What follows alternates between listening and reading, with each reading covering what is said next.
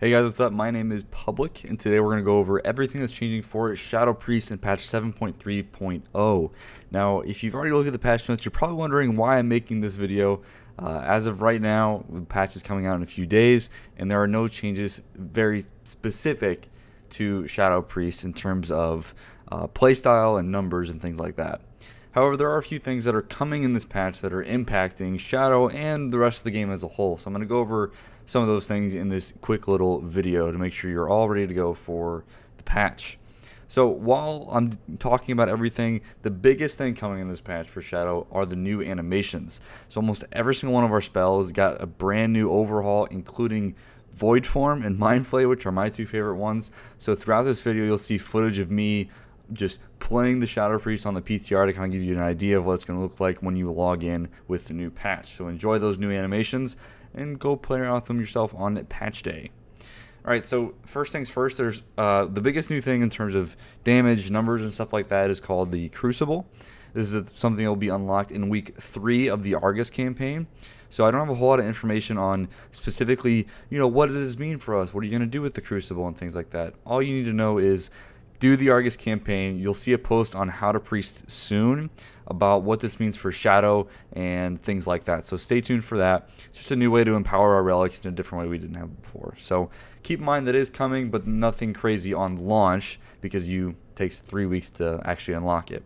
And don't worry if you're slow or whatever. It doesn't matter if you've done the thing late. It's just week 3 is when that's first available to you. So don't worry about rushing. It's not a big deal at all. All right. So next thing, which is going to cover the most of this, is we have a new dungeon coming in patch 7.3.0.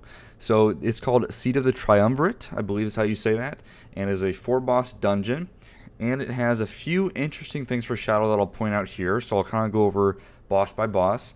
So first things first, we have Zeral the Ascended.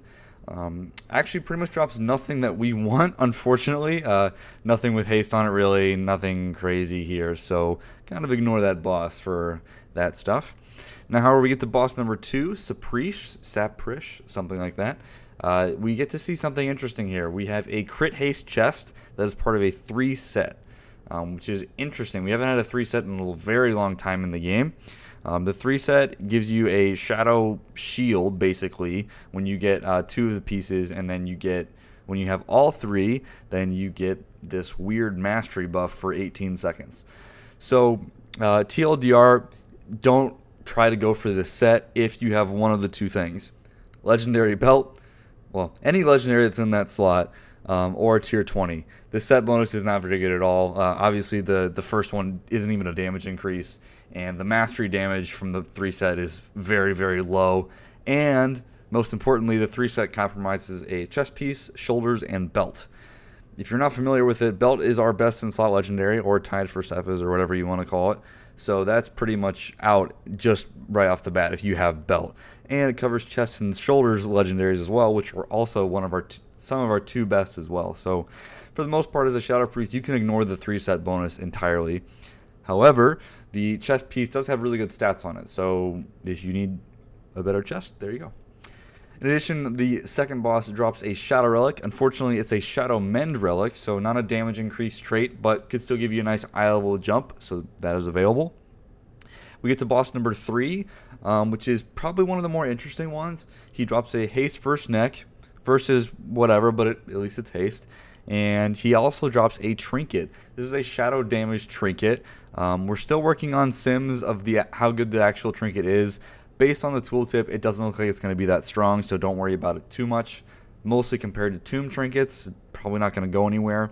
It's a weird like tentacle proc AoE trinket, which is weird, very Shadow Priesty, but probably not going to be used for much at all. It's called the Reality Breacher. So yeah, has base intellect on it, so we'll see. Stay tuned for that. I'll link the trinket post in the description, which we'll probably update once we get updated sims with that trinket, so look forward to that. In addition, the third boss drops the Haste Mastery Shoulders for the 3 set.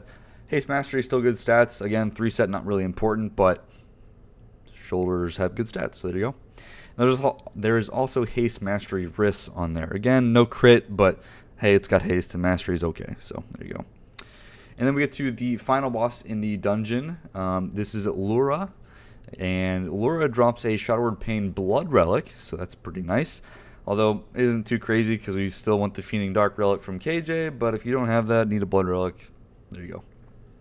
Also drops Haste Versatility Boots, which are, again, whatever. Still has Haste, again. And I'll call it out here, even though you'll probably never want to use this. This is where the belt drops for the 3 set. It's a Versatility Mastery Belt. So, again, our worst stats here, and it's taking in place of a Legendary slot. So, probably never going to see use of this, but I figured I'd call it out anyway. And also we have a Haste Verse Ring off the final boss as well. So, there's a decent amount of Haste pieces in here. There's a good Relic, but nothing too crazy in the dungeon, but now you know what you have. Alright, so a couple more things just to close off the video. In the past, they've done the challenge and hidden artifact appearances for Xalatath, our artifact weapon. A change in this patch has made it so that you're not required to use the base skin or any skin of the weapon to unlock the color variants. So if you have the hidden artifact appearance from Il'gynoth and Emerald Nightmare, or if you have the challenge appearance from doing the Mage Tower challenge, you don't have to actually use the weapon to unlock the appearance. Quick little quality of life change, but if you're still working on getting those or you haven't done it yet, you do not have to actually use the base skin. If you don't like it, you can still unlock it anyway.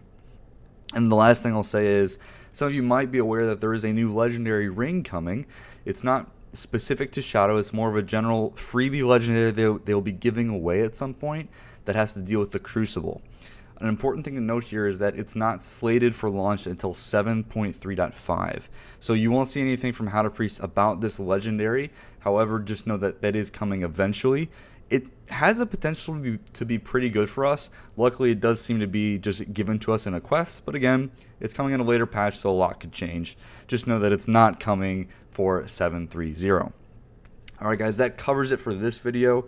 If you have any ideas or you want to see more content from me on specific things, please leave a comment in the description, or not in the description, below, and I'll read them and make whatever I can about 7.3 and Shadow Priest stuff going forward. Alright guys, thanks for watching, and I'll catch you in the next one.